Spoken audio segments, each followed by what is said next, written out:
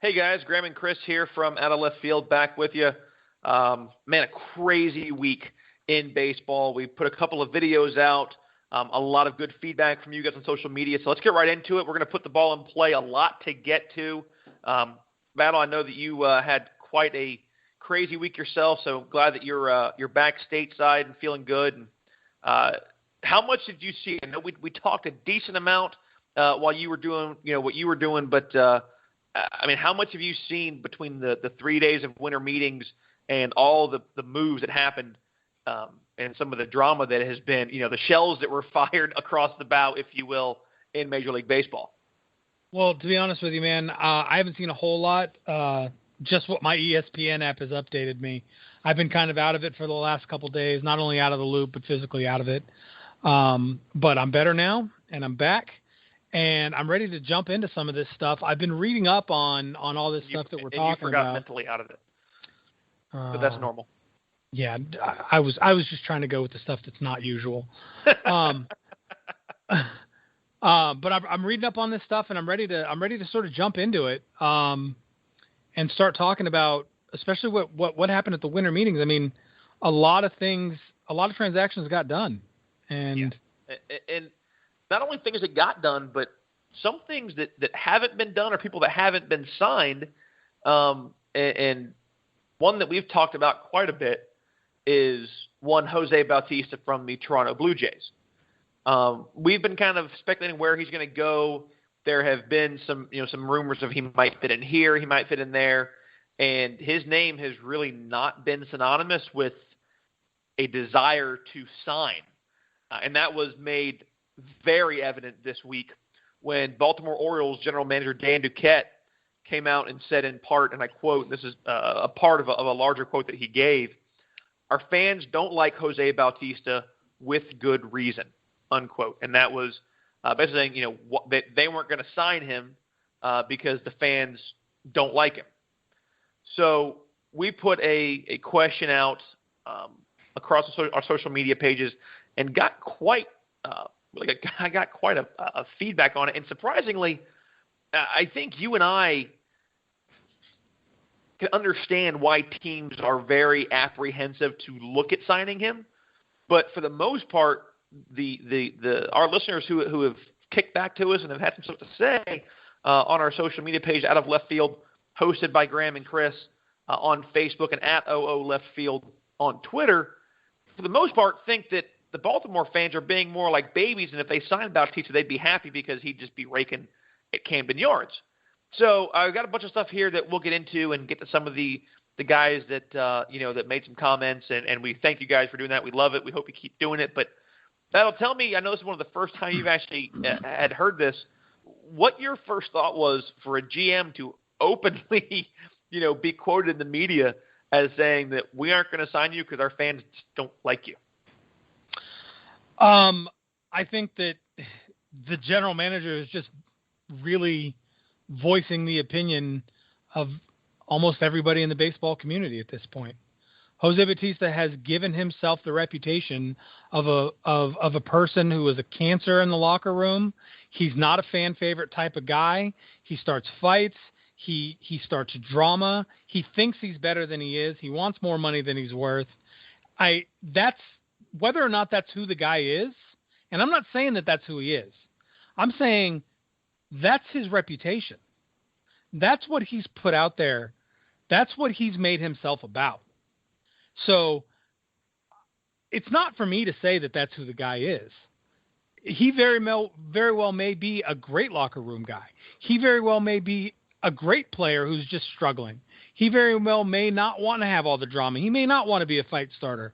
But when it looks like a duck and it quacks like a duck, chances are it's a duck. So I told you I was going to call him out. I'm not going to call him out. I'm going to reach out. Listen, Jose Bautista, Joey Bats, we would love to have you on our show. You've gotten a bad rap, not only in the media, not only with the fans, but now with the general manager of a Major League Baseball team. And I'd like you to come on and defend your style of play and your attitude. If you think that this is an undeserved persona that you have built around yourself. I want to know why. And I want you to come on and I want you to tell us why. Because I will be honest with you, we have given you the same sort of negative PR because we can only report what we see. So I want to give you the opportunity to come on our show. We would love to have you on. We're not going to rake you over the coals. We're not going to put any hard questions to you. We might put a couple hard questions to you, but nothing you can't handle. But we want to give you an opportunity to come on and discuss why people see you the way they do and maybe why this general manager would say the things that he said. And I'd love for him to come on. I think it would be, fantastic. And I don't know, man. I mean, I get the sentiment. I really do from Oriole fans, and we've seen it.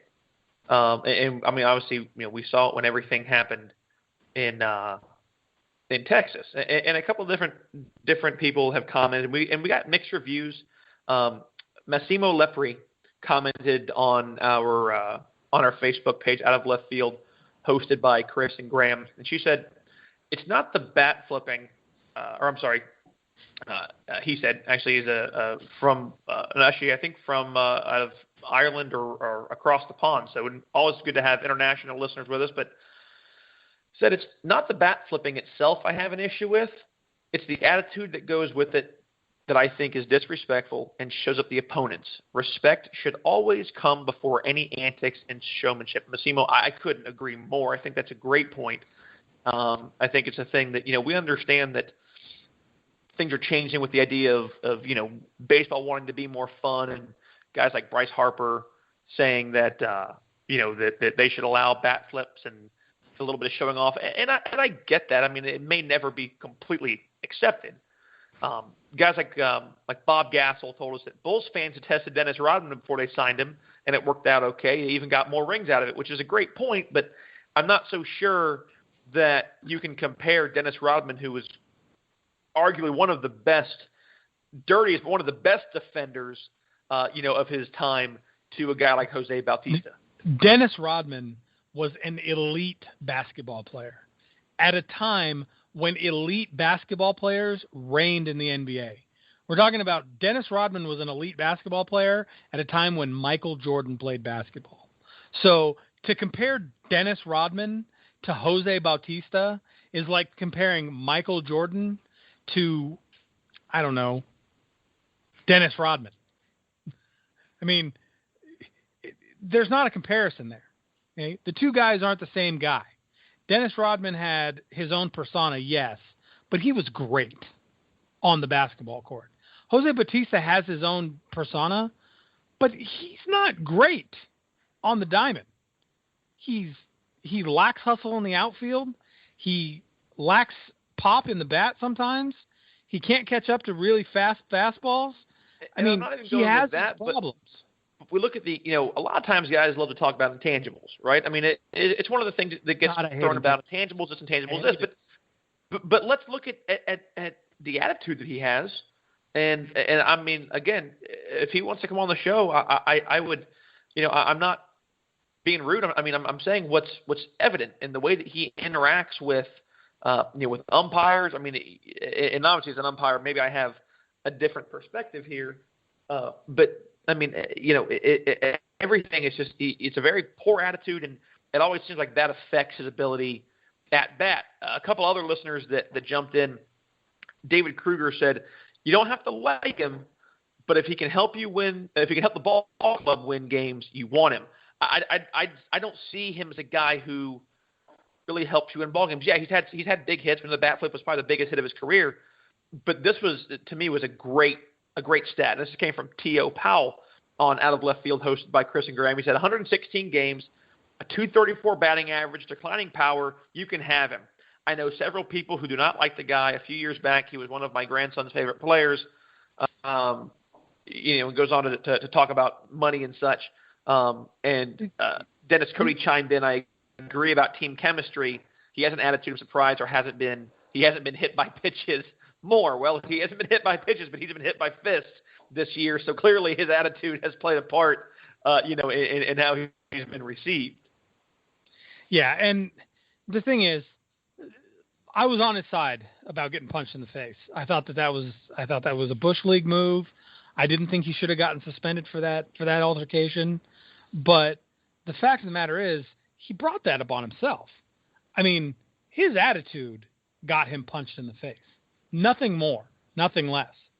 So I just don't see him getting the contract that he thinks he deserves, especially not at a .234 batting average, from a guy who's getting old, from a guy who's declining in power, like the listener said.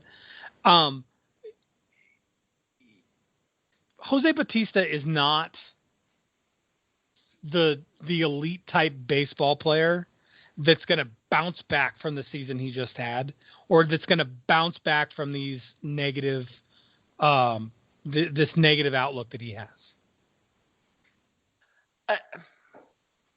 To be fair, a change of scenery might not be the worst thing for him.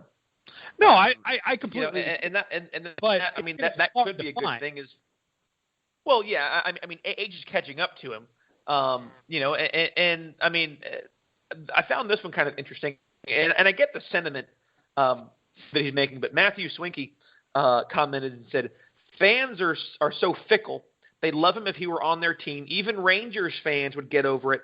There are no real loyalties in professional sports." Now, that's true. For the most part, loyalties, players move. We've seen it between Red Sox when Damon has gone to the Yankees. We've seen Jacoby Ellsbury go to the Yankees. We've seen Roger Clemens. I mean, all these different players have gone to – but that's not really the point here. The point isn't that they're being fickle. The point is that they just don't like the way that he acts. And, I found this ironic, though, and this is the last one. Giovanni Catanzaro said that's too bad. He could be their DH. The moment he signs, he becomes a league leader in home runs because the last 4 years of DHs have led in home runs. Trumbo, Cruz, and Chris Davis. Yeah. I mean, first of all, I disagree with the idea that people will love a player just because he's on their team and that there are no loyalties in baseball. There have been issues all throughout baseball history with people holding grudges against guys who hurt their team in the past and then got traded to them. Even Babe Ruth wasn't universally loved in New York until years after his signing. His signing was just as controversial in New York as it was in Boston. So that I don't believe holds completely true. But I think, in my personal opinion, I think the best response we had came from Rick Hughes, who actually commented on the Out of Left Field baseball community, which is a group that we set up for everybody to sort of get together and talk about baseball in a safe place. He says, "I think Duquette was being nice. He could have said, we're not interested because you can't catch up to a 98-plus mile-an-hour fastball, have no range in the outfield, and, in our opinion, are not an improvement of what we have in-house." I think that comment is dead on accurate. I think that if Jose Bautista was a major improvement over guys like Kim that they already have on the field, then maybe Orioles fans could get over his attitude. But the fact that he's not is the reason why it's going to be hard for him to find a place to land this season. And it was certainly, and I talked with Rick, it was definitely the most epic comment that I saw in response to it. So we appreciate everyone for taking their time on our social media page, Out of Left Field, hosted by Chris and Graham, as well as on Twitter at OO Left Field, and making your voices heard. We had another poll that came out in relation to the big trades that happened, which we did another YouTube video on, Out of Left Field, hosted by Chris and Graham on YouTube. Please check out the videos there, like the page, subscribe to it, like the videos. We really appreciate it. It helps us. We want to grow and bring you guys more content. And we'll get to the trades here in just a couple of minutes, but as we kind of transition out of kind of the talk and the rumor mill, let's get into the winter meetings and mainly all the signings and the big moves that happened. And we'll start with one that I know made you really, really happy, and that was that the San Francisco Giants, and I say this really with no, normally I give you a ton of grief on it, but I mean, the Giants finally made a great move to tighten up the back end of that bullpen and the closer role, and they bring in Mark Melancon on what was at the time he was the highest paid closer in Major League Baseball history for about 3 days. Yeah, I mean, the Giants said early on in this offseason that they were going to go out and they were going to get one of the big three closers. They were adamant about the fact that they were going to offer whatever it took to bring down either Chapman, Jansen, or Melancon. And Melancon is a guy that fits the Giants' sort of chemistry. He's a quiet workhorse kind of guy who goes out and does his job. You don't see him in the media a lot. You don't see him patting You don't see him patting himself on the back a lot. He's a humble guy. That's kind of who the Giants are, with the exception of Sergio Romo. But we love Sergio Romo, even though he probably won't be coming back this year. That's basically who the Giants are. What's interesting to me, or funny to me anyway, about this whole story is that a few days before Mark Melancon was signed by the Giants, Bobby Evans, general manager of the Giants, got a letter from an obviously very young fan. If you see the letter, it looks like it was maybe written by a 6 or 7 year old child. So you wrote the letter to Bobby Evans? Shush. You're not supposed to tell everybody. No, Bobby Evans received a letter from a young fan that said, "Bobby, it would be so cool if the Giants got Mark Melancon. I really, really, really want you to go out and get him very, very soon. Melancon really, really needs to come to the Giants. Please offer him a big contract. Bobby, please go out and get him now. Melancon needs to come to the Giants this offseason." And immediately after his signing, the Giants tweeted, "Wish granted, we are listening to our fans." Which prompted a huge response from Giants fans. In case you didn't know, a lot of people said, "Wait, that's all we have to do?" So you can expect Bobby Evans to get quite a few more letters here in the near future begging for upgrades in the bullpen. We love those stories. It's the same kind of stuff that we want to be able to bring, to bring here. I think the ability to have, interaction with the fans it's absolutely awesome. And on the baseball side of it, I think, in my opinion, Melancon was the best option that they could sign. There was no reason for them to go out and pay the exorbitant amount of money that Aroldis Chapman garnered, which we discussed, which we'll get into. I mean, it was what, $86 million, something crazy like that. Right. And we already said that, I think the Yankees overpaid. We both think the Yankees overpaid, but Melancon had, one of the best years of his career. He's going to a team where, when he's needed, if something, God forbid, happens where he blows a save, he's got guys there that are going to pick him up. He's got a great pitching staff. Dave Righetti, I believe, was the pitching coach, a great pitching coach to work with him to develop more what he already has and teach him additional things if he wants to learn. It's a great scenario, a great situation for him and for the Bay Area fans. Right. And, we're talking about a guy who, over the course of last season, ended up with a total of 47 saves, a 1.64 ERA. I mean, struck out 65 in 71 innings pitched. The guy was lights out as a closer.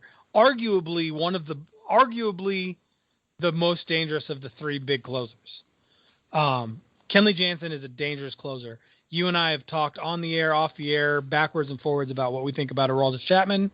But arguably, in my opinion, he's the most dangerous of the big three closers that were available. Another closer that got traded this week, I think should have been in that list of big closers that might have been available, even though he was technically still under contract.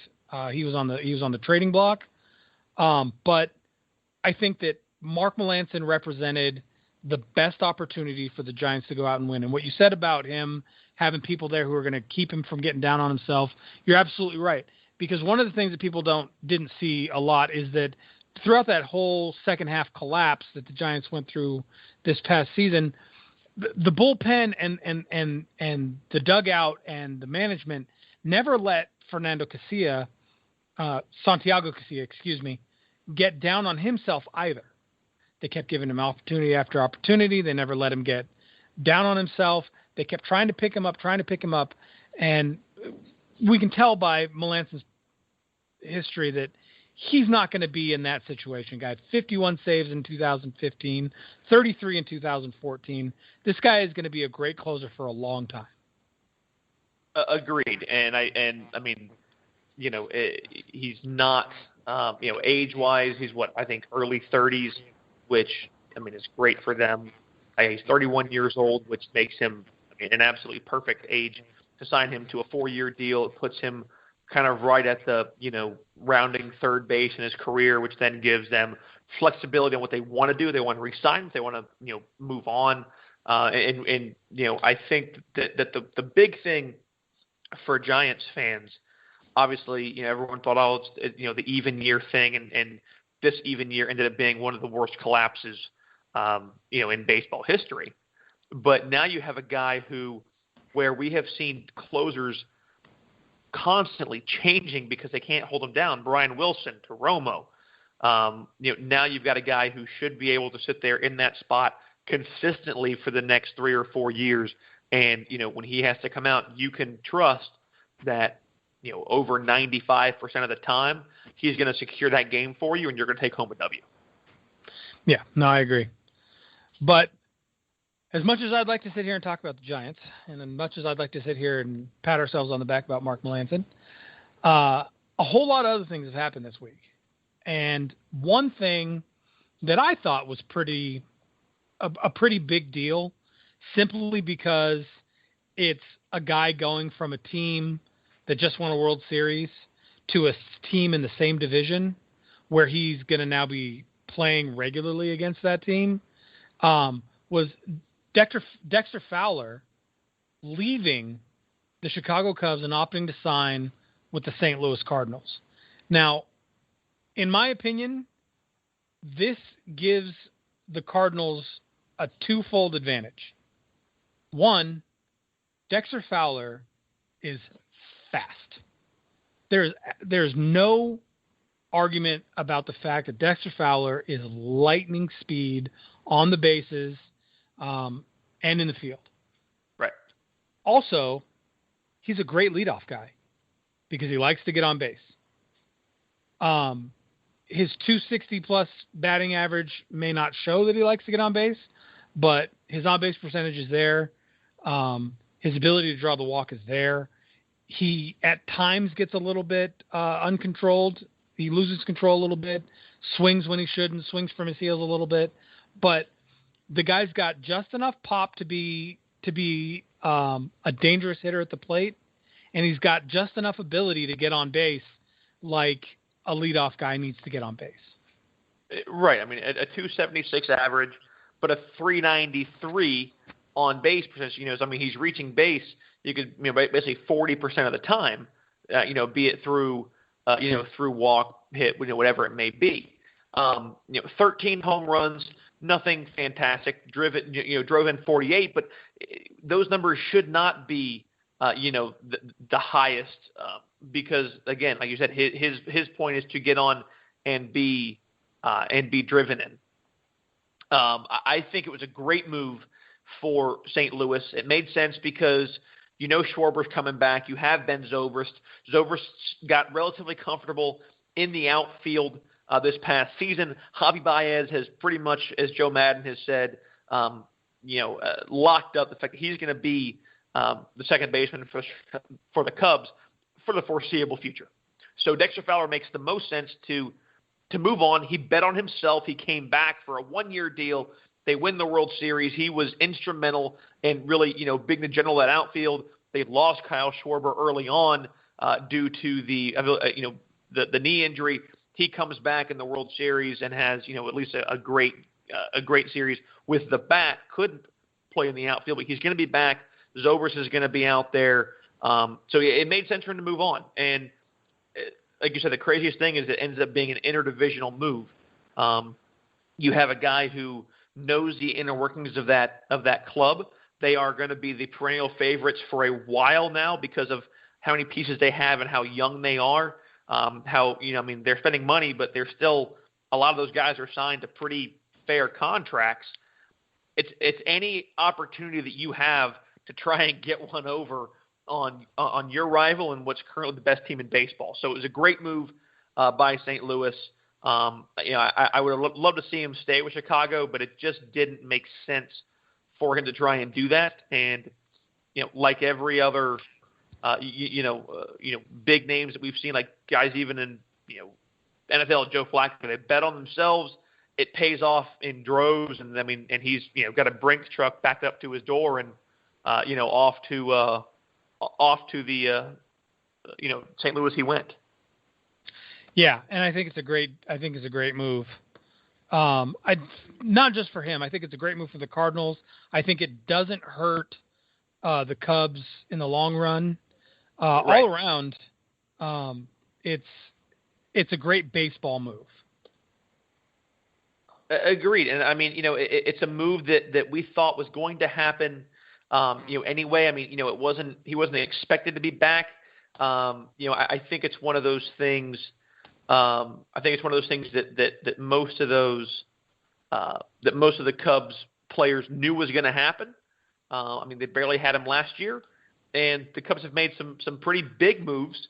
And we're going to get into those here in just a second. But you just told me you have, I heard in the earpiece, you've got some breaking news coming across the wire, man. What you got?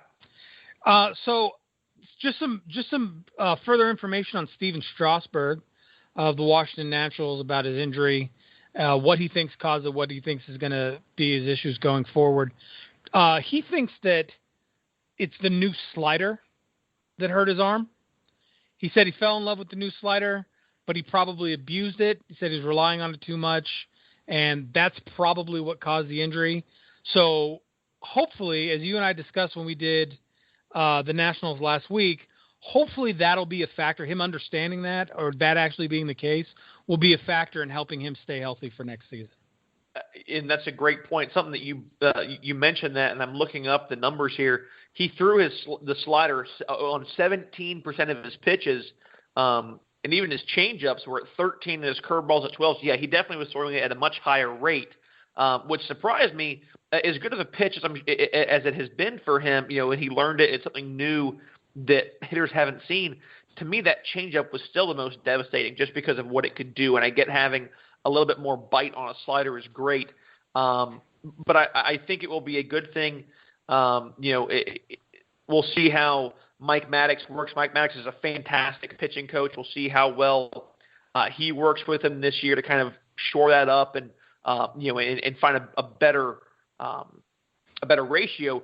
But you're also going to have a new catcher in there. Wilson Ramos signed with the Tampa Bay Rays, a 2-year deal this past week.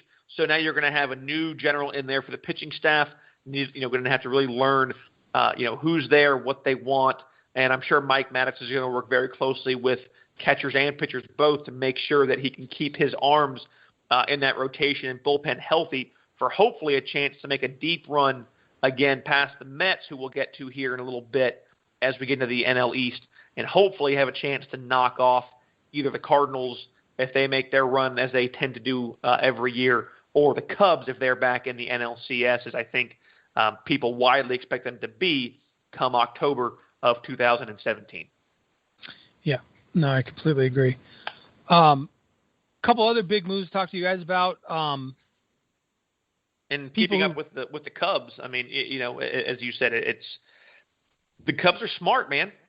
They win, and they're going to take value for what they have, and they're going to get more value for it to fill holes where holes are being left. And a guy we just mentioned was Aroldis Chapman.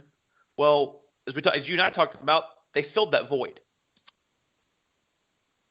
Yeah, they did.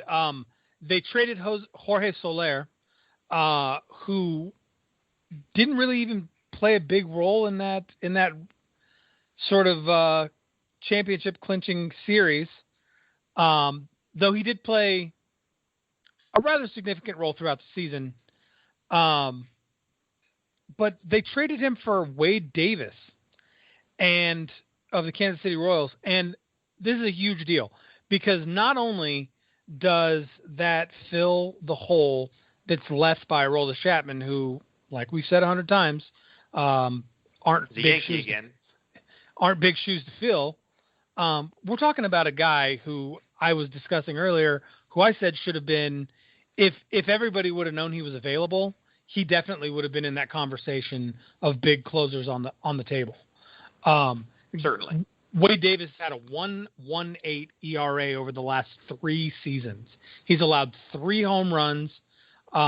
Unfortunately, he was on the DL a little bit last year. He was limited to 43 1/3 last year, but he is an elite closer in the league. And at $10 million a year, I mean, he's a bargain, really.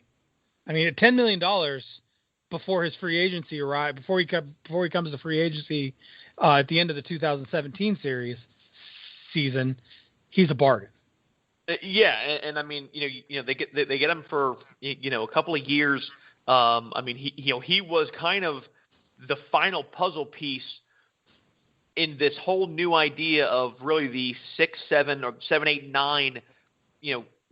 One guy goes out there and kills the inning. Next inning, next guy goes out there, kills the inning. Closer comes in, locks down the game. It's why the Royals went to 2 World Series in a row. They lost the Giants the first year, and they beat the Mets in I believe it was 2015.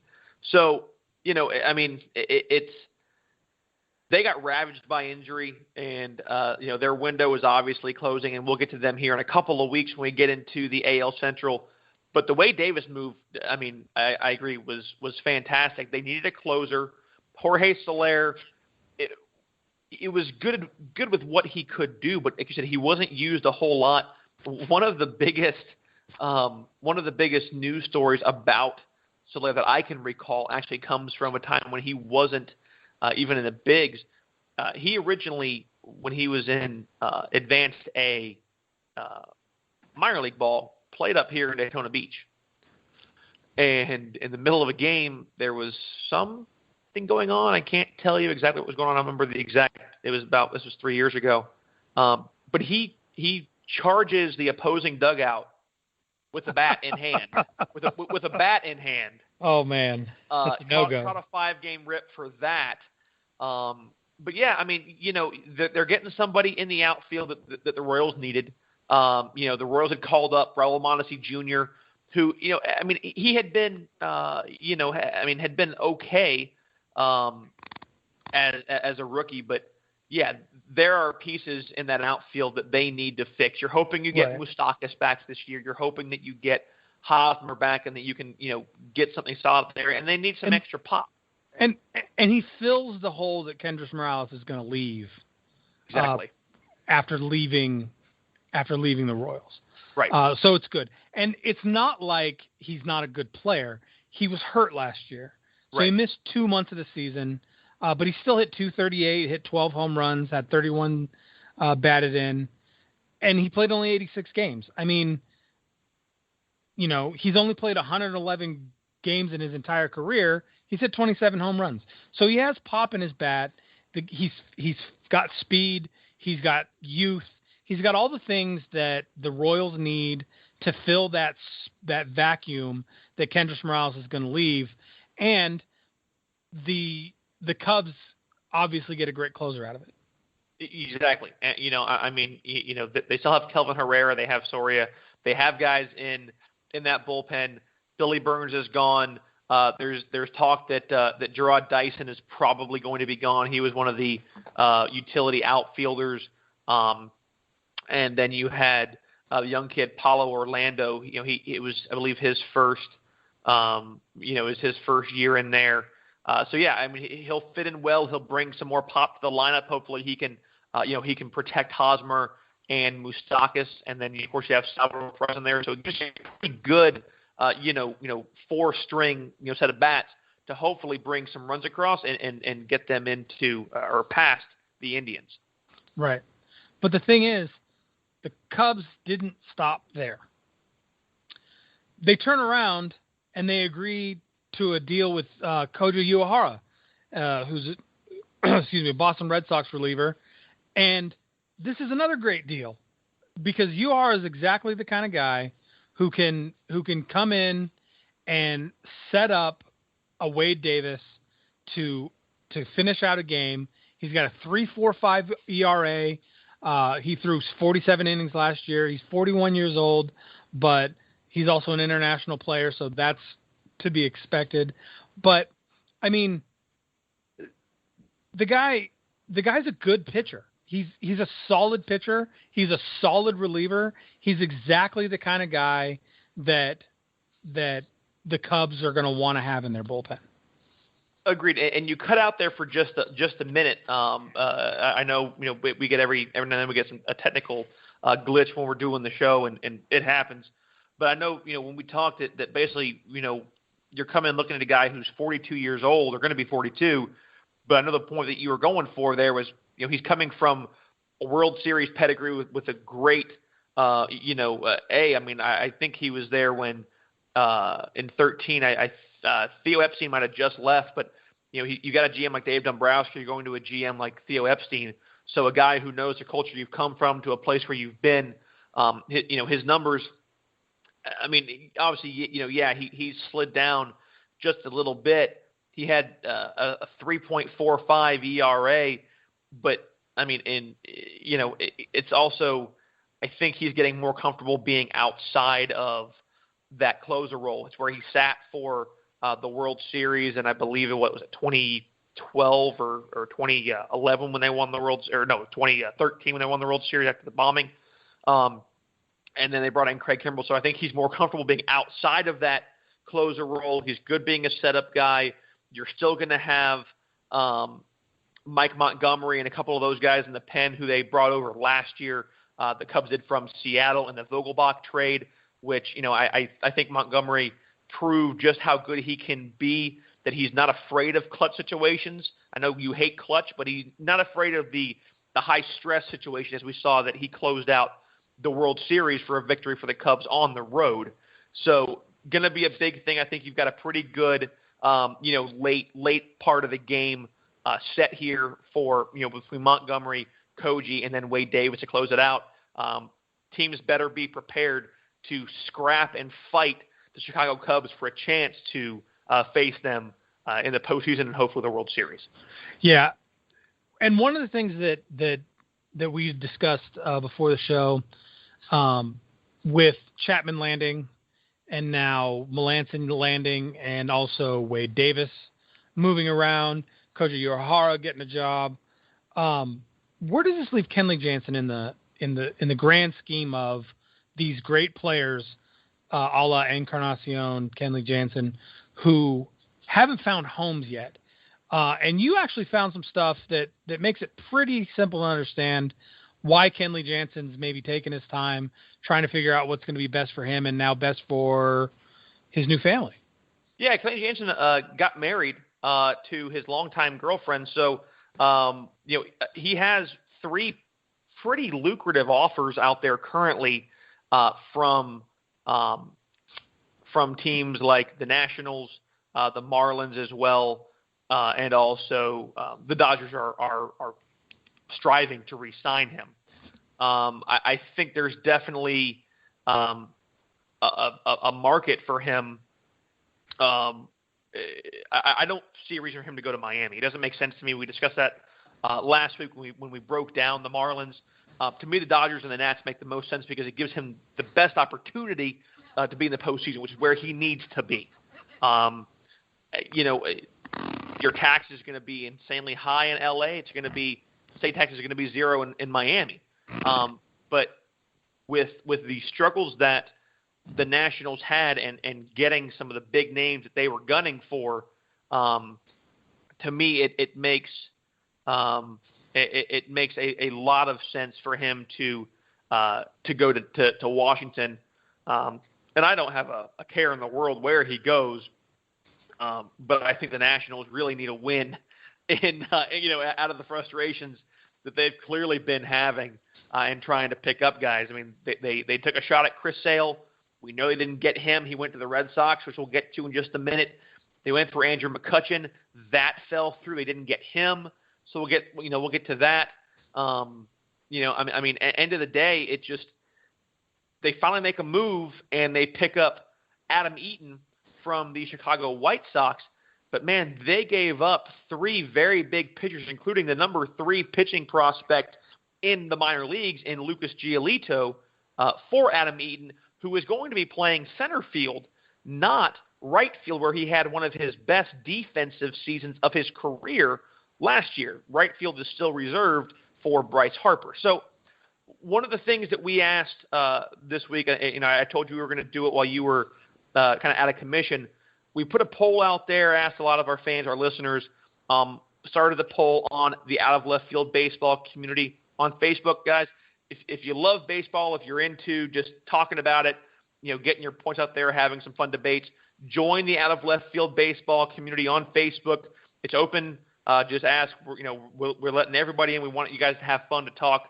There's stuff on the show. There's a lot of fun stuff you haven't seen that we're doing as well. So join that. But Battle, I want to know, A, what was your thought on them signing Adam Eaton with what they gave up? Do you like the signing? And then number 2, with what the Nationals and the Red Sox have given up for a single player, which is what made the Davis trade so different, is it was a big leaguer for a big leaguer. 1-for-1. Davis, Soler, scratch it, there you go. This is a 1 player to the Red Sox for 4 players and 1 to the Nationals for 3 players. Granted, they're all prospects. So would you want your team to trade away key prospects for 1 player that gives you a chance to win a World Series now, or hold on to them for a chance to make a run of several years once they develop? That was the question we asked on the poll. We'll get into the results here in a minute. Battle, I want you to kind of just tell us your thoughts on the signing, and then your ideas on if it was worth what those teams had to give up. Well, I think right now the Nationals are really trying to adhere to the bird in the hand theory. The bird in the hand being better than 3 pitching prospects in the bush. Yes, they gave up 3 stud prospects for Adam Eaton. However, let's take a look at Adam Eaton and who he is. One thing that baseball statisticians love to talk about ever since Moneyball came out is this idea of wins above replacement, the WAR that a player brings to the table. And Adam Eaton ranked 10th in the American League in WAR, higher than Corey Seager, higher than Anthony Rizzo, higher than Carlos Correa, higher than Daniel Murphy, higher than Justin Turner, Sterling Marte, Miguel Cabrera, Paul Goldschmidt, higher than all of those players was Adam Eaton's 6.2 WAR. You add that to Bryce Harper, and that is a dominant outfield combination. I think that, yes, they gave up quite a bit, but those are guys who are going to be in the minors for a little while, might come up and pitch in the bigs here and there in the next year or 2, but those are not guys who can make an instant impact like Adam Eaton can in Washington. But do you think? But do you think that Adam Eaton is the missing piece that they needed, or could they have gone somewhere else, found a piece maybe a little bit less expensive, based off of what they have? I know that they struggled last year, especially protecting Harper, and your hope is that Adam Eaton can protect Bryce Harper for the little bit of time that he's going to stay in the nation's capital. So, with as far as it pertains just to the Washington Nationals, you believe that this trade was necessary for them to have a chance to make a late postseason push and try and get past some of the power guys like the Dodgers, the Giants, the Cubs, the Cardinals that we're going to see coming into the down the stretch for next season? Yes and no. Okay. Yes, because I think it was worth it because in the long run, he's an inexpensive outfielder. He's only making $4 million next year. $6 million the year after that, $8.5 million the year after that. But all told, the guy's less than a $20 million player for the next 3 years. And yeah, they gave up some stud pitching prospects, but you take that word out off of the front of that sentence, and all they gave up was pitching prospects. So basically, they got him for $4 million and prospects. In my opinion, when you're talking about a guy who had a comparable season to a Giannis Cespedes, who just got $110 million over the next 4 years, yeah, I think that Adam Eaton is the right piece in the right place for the Nationals. Now, the no part comes into that because the Nationals still don't have a closer. And if they miss out on Kenley Jansen, which I understand from recent reports that they are going heavy after Kenley Jansen to try to pick him up, if they don't pick him up, they're going to be in trouble. There's nothing you can do. You could have Giannis Cespedes, Adam Eaton, and Bryce Harper in your outfield. You're still not going to win games if you don't have guys on the mound closing games. That's just how baseball works. Pitching is important. So if it came down to it, and Jonathan Papelbon recently said that the reason he hasn't re-signed with the team is he's dealing with some personal family issues. But if you're the Nationals, then would you go after Jonathan Papelbon to try and at least have some semblance of a closer in your bullpen, or have they seen enough of what he was and should just kind of steer clear of that all the way around? I would really want to know where his brain is coming into the season. Family issues can play out in so many different ways on and off the field.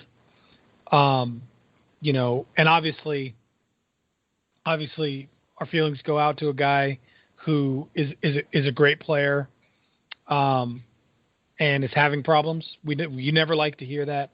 You never like to hear that a guy has put off re-signing because he's having personal issues. But in the grand scheme of things, yes, I think Papelbon is a great plan B if they can't pick up a Kenley Jansen. And something just real quick that I want to mention. I just saw this coming across from Peter Gammons. Jose Bautista is apparently wanted to work something out with the Red Sox, but Dave Dombrowski, their president of baseball operations, informed his agent that the Sox are out of payroll space and would be over the luxury tax if they attempted to sign him. So he's we know Jose's looking for a home, but some of the places that he has looked or been interested in still seem to be maybe falling through. As far as Eaton goes, I get what you're saying. I certainly think it's a piece that they need, and yes, our thoughts do go out to Jonathan Papelbon for whatever it is that he's dealing with. None of us know. He hasn't made it open, and there's no reason for him to put it out there. He doesn't need to. But I understand why they gave up what they gave up. It makes sense to me. I don't really think that there's any reason not to. But we got a couple of actually relatively mixed reviews on the poll. For the most part, and then ended up being that that make the trade was what ended up being the higher choice. But a pretty fair amount still thought that holding on to them was worth it. Chris Berkey said this on the out of left field baseball community poll. He said, as a Cubs fan who has been on both sides the last 5 years, depends where you are as an organization. The key is the organization needs to evaluate their competitive window and know when the time is to go for it. in the extreme or short term. But it does hurt still seeing the Cubs trade guys like Gleyber Torres and Jorge Soler for 1.5 years of closers. They'll probably be good in the long term, but to raise the flag that flies forever feels pretty good. So clearly he's been a Cubbies fan for a while. So a great comment there by Chris. We appreciate him taking some time with us as well. Yeah, and that's one of the things that when you look at this Adam Eaton deal and you look at the Soler-Wade trade, you really got to look. Both of those teams' time is now. I mean, right. There's no better time for the Cubs to win a World Series than right after they just won one.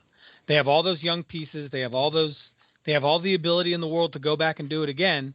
And the Nationals are not going to pay Bryce Harper $400 million in 2019. So their window, in my opinion, is as long as Bryce Harper is on that team. And Bryce Harper is not going to be on that team for more than another 2 years. So when you look at the fact that those pitching prospects may or may not have panned out in that period of time, Adam Eaton is a sure thing. Right. And on that point that you make, David Burrows kind of goes along with you. He said, in general, make the trade. The Cubs gave up some good prospects to get Chapman. That cemented their run to the World Series. Today we gave up a good prospect to get Davis to replace Chapman. Probably makes us favorites again. I can imagine a scenario where you could give up too much, but in general, if you think a trade wins you the World Series, do it. David, I think that makes really good sense. Certainly I think both teams agree because both teams pulled the trigger. And that brings us into really what was the big trade of the week, the winter meetings, and that was the Boston Red Sox making a 4-player deal with Yoan Moncada, an infielder, as well as Michael Kopech, another pitcher, and another player to go to Chicago for what was easily the best pitcher on the market, and that was Chris Sale. Yeah. I mean, you got to look at it from the Chicago White Sox point of view, right? Obviously, for the Bo Sox, it makes a lot of sense. You get Chris Sale, you put him in there with Rick Porcello, and you have a 1-2 punch that is going to knock out most of that competition in the AL West. But look at it from the White Sox point of view. Now they've gotten 3 great pitching prospects from the Nationals for Adam Eaton, and then they picked up some pitching prospects from the Bo Sox to replace Chris Sale. They've loaded up their team with arms. And Kopech is a guy who's been clocked at 105 miles per hour. It's a guy we talked about when we mentioned the Sox a couple of weeks ago. I saw him play in the Fall League All-Star game. Dude has a cannon for an arm, still has some work. A lot of the scouting report on the players the Red Sox send is that they need a lot of work on command and control, but that the ceiling is there if they can kind of get everything, if they can take it all in and effectively make the changes they need to make. Dude, the White Sox made out. No question. Yeah, absolutely. Absolutely they did. And they gave up Yoan Moncada. Yeah. They gave up 2 big pieces to do it, but they got 5 big pieces back. Exactly. And that's a win in anybody's book. Yeah, and I mean, and there was no point in holding on to those guys. I got a good buddy of mine who I work with who's a diehard White Sox fan, and there really was just no reason to hold on to Sale. Quintana is really kind of a dangling piece to see what he might be worth, but there's really no expectation to move him. I agree because he's controllable and he's relatively inexpensive. Same as Chris Sale. That's the beauty of what the Red Sox did, is they still have him for, I think, 2 or 3 more years on a relatively team-friendly deal for how good he actually is. He's 27 years old. You've got him. You can make him a qualifying offer at the end of his contract if you don't trade him and try and hold on to him.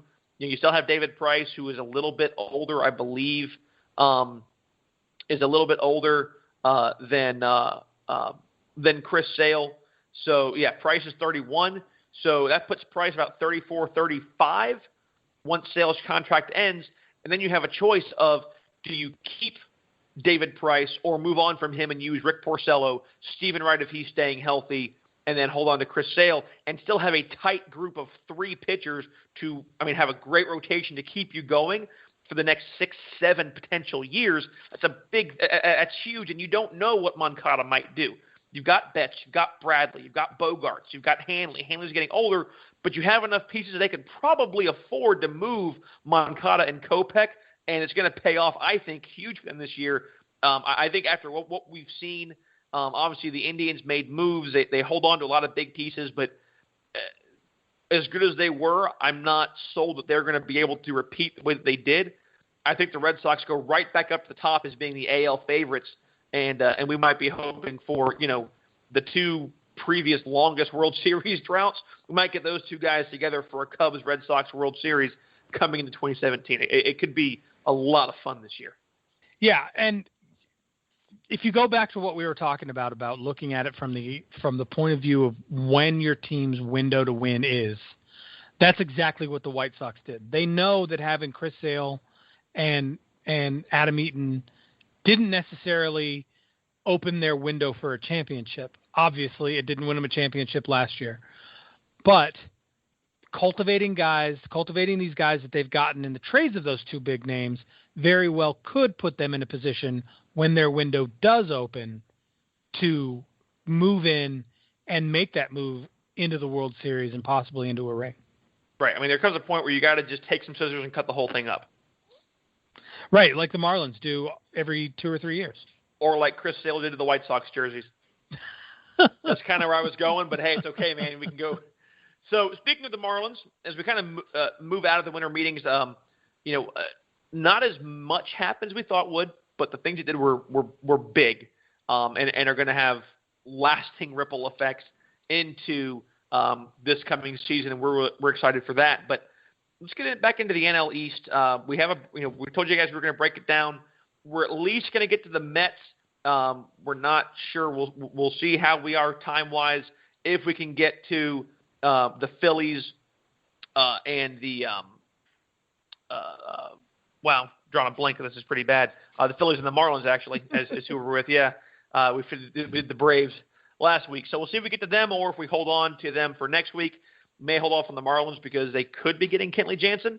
But man, we mentioned this quickly last week because Yoenis Cespedes resigned after he opted out. Kenley Jansen is a Band-Aid on a bullet wound, by the way. I'm just going to throw that out there. Okay, well, down in Miami, there are plenty of those.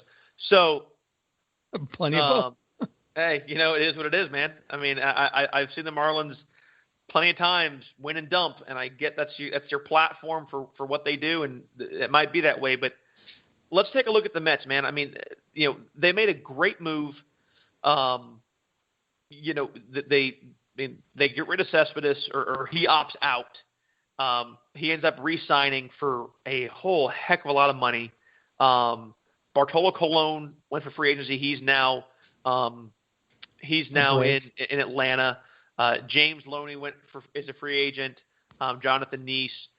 One of the big ones, Rene Rivera, their catcher, who really did a lot of their catching at the tail end of the year. He went to free agency. So still some pieces that they're trying to figure out. Travis d'Arnaud is still there, but he's getting older. So he's 27, still pretty young for a catcher, but we've seen some injury issues with him. What I want to know is, do the Mets have what it takes in re-signing Cespedes? Rumor is that Jay Bruce might be being dangled to be moved just because of as a high price tag. Can the Mets make another run like they did in 2015? And can those arms stay healthy? That's really what it comes down to. Let's be honest. My personal opinion, no. Re-signing Yoenis Cespedes is a huge move, but it's, in my opinion, it's not enough to make them their 2015 selves again. Yoenis Cespedes is a great player, but he's getting old. And like you said, it's all going to come down to their pitching. Can Noah Syndergaard stay healthy? Can the rest of the bullpen stay healthy? Can they put the people in the right places at the right time to make the right moves? Who knows? Right. But if they don't work on some of the problems that they ran into last season that weren't health-related, that weren't DL-related, no, I don't think they can. And just signing Giannis Cespedes, in my opinion, hasn't done that. I mean, obviously, Matt Harvey needs to be healthy. He needs to be honest with the team, but he's got to be healthy. We saw that they were able to still they fell so far behind early, a lot of it in part because of Harvey's struggles. And, 4-10, that's 10 pretty big losses that you couldn't, it was hard to recover from. But he needs to be healthy. Obviously, you need DeGrom back, and you got to hope that his arm is going to stay solid. He's 28 years old. Harvey is 31. Syndergaard is 24. You've got guys that are still, relatively, young. Cespedes is 31. So, there's plenty of youth there, plenty of pop. Granderson is still there. You got a good veteran. David Wright is not going to play that much again this year because of injury, but you have to hope that at least, he has a chance to contribute. Still have Jose Reyes.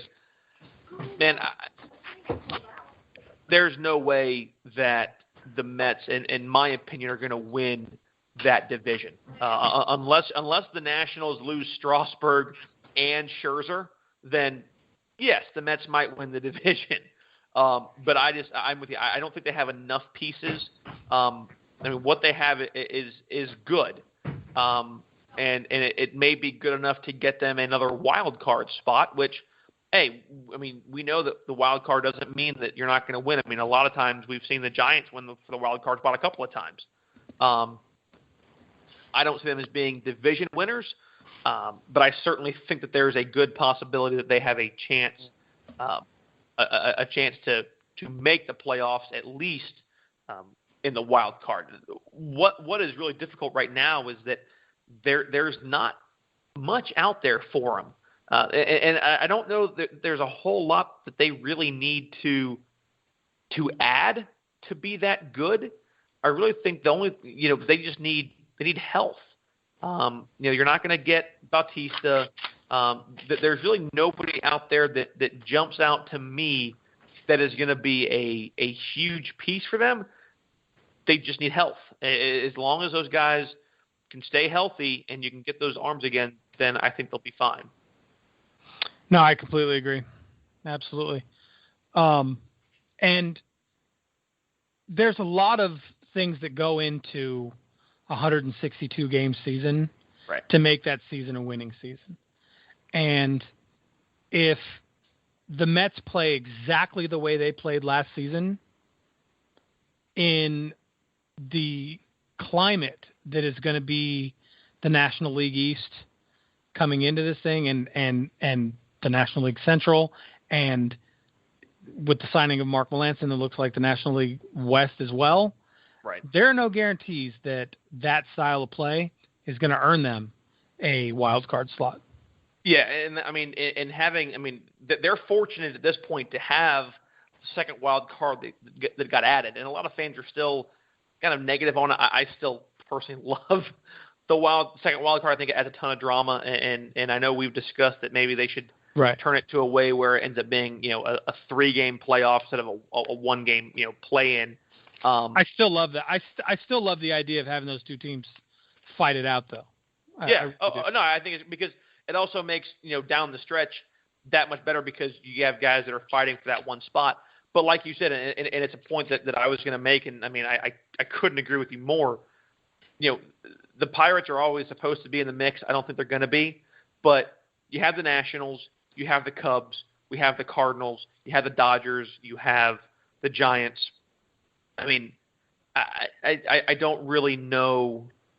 The Rockies getting Ian Desmond, if they can find some pitching, they made one heck of a late run. They were just too far back. You're right.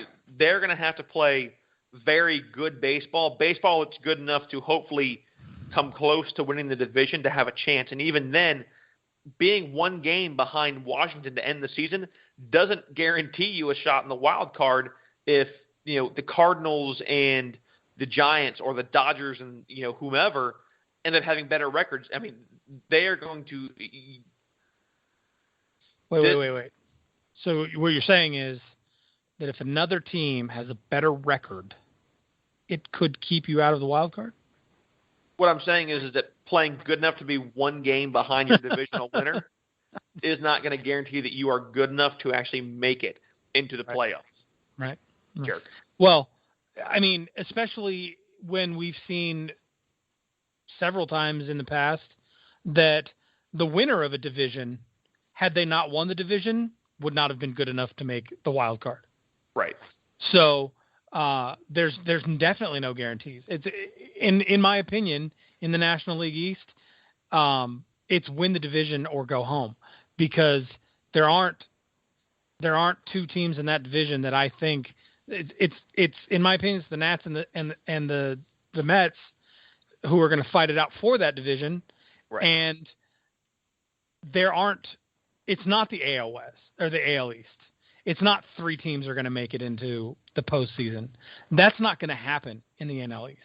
But the funny thing is you say that, it also makes it very similar to the point that you're making, because while it may not be for one team in the American League, but it could be for teams in the Central and teams in the West, if you don't win your division, you ain't getting in. Right. So, no, I mean, I think this is a great time in baseball, because we're seeing a lot of teams that made moves that are trying to be competitive, that may be that dark horse that we don't think about. But there's a lot of things that are going on that really is going to allow baseball to be, I think, really exciting coming all the way down into the postseason. And it wouldn't surprise me in the next year or two, with the way that teams are being put together, that we get a game 163 for a playoff to get into the wild card game as a second team. Yeah, no, I agree. So, guys, as we said, we were going to look at time. We're getting pretty far into the show. We don't want to lose your interest. I know, obviously, kind of droning on about teams can get a little bit tiring unless it's your team that's coming up next, which was the Marlins and the Phillies. So, the teaser, we will get to you guys next week. We promise. That is what we wanted to do this week. But with all the moves and the winter meetings, we want to get to that, give you our takes, kind of give you where we think that maybe good choices were made, bad choices, who won, who lost. I think with most of the moves, everybody pretty much won. We'll see what the Marlins season ends up being, but the Marlins didn't win. I'm sorry, the National season ends up being the Marlins. Yeah, that's. You'll have your soapbox next week, and you can enjoy it, and you're just excited because we said we're going to go from the East to the West, which means then you get the Giants. So congratulations. Not for a couple weeks, though. Not for a couple weeks. Not for a couple weeks. The American League. But, yeah, I mean, how long can we really talk about, the Angels and the A's? Yeah, the Giants. I get it. Listen, guys, it's been really great having you on with us for another week. We're glad you guys join us every week. Keep in mind that you can get a hold of us on the email at ooleftfield@gmail.com, or if you really want to just discuss baseball in an environment where you're not going to be attacked for your opinions, head over to the Out of Left Field baseball community on Facebook. And on top of that, guys, we're loving the page. We're putting up a lot of stuff there. A lot of the same stuff that goes up on the show page is going to go on the community, but keep in mind the community is a nice it's an open forum for all baseball fans. Don't forget, check us out on Twitter at OOLeftField on Twitter. Follow us there. Also, the YouTube channel Out of Left Field, hosted by Chris and Graham. Subscribe to the channel, like the videos. Use that same search bar, Out of Left Field, hosted by Chris and Graham, for the Facebook page. That's for the show. New shows go up there all the time. Anything from The Grueling Truth comes up there. All of our new YouTube videos get posted on the show page as well as on the YouTube channel. So, guys, we appreciate it. This has been one hell of a year. We still have a couple more weeks to go before Christmas, 3 weeks to go for the new year, and that puts us about 3.5 months away from the start of spring training. So we'll see you guys next week. Stick with us. Have a great rest of your week. We will see you on the YouTube channel during the middle of the week and back here next week with another show on Out of Left Field.